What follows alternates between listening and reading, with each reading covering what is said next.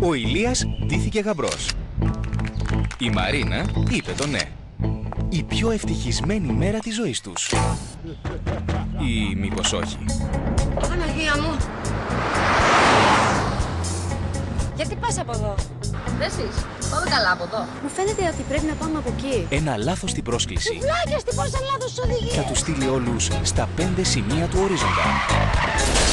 Το γαμήλιο πάρτι. Ελπίζω να προλάβουμε να φτάσουμε στο Γλέντερ. Πώς λέγεστε? Ολική αμνησία. Είμαστε στη μέση του πουθενά. Μας κυνηγάει η αστυνομία. Δεν ξέρουμε πού πάμε. Δεν θέλει και πολύ σκέψη. Τι είναι αυτό? Όλα είναι εκτός ελέγχου. Ελικόπτερο! Θα φτάσουν ποτέ? Ξέχασε τη Μαρίνα.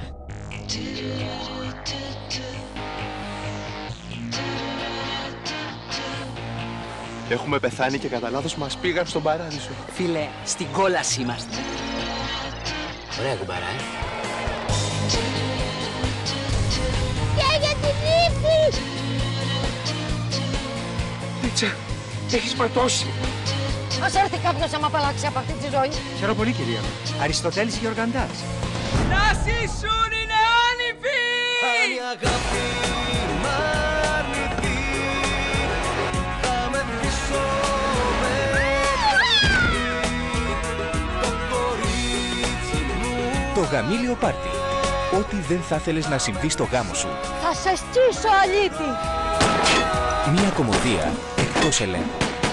10 Ιανουαρίου στους κινηματογράφους.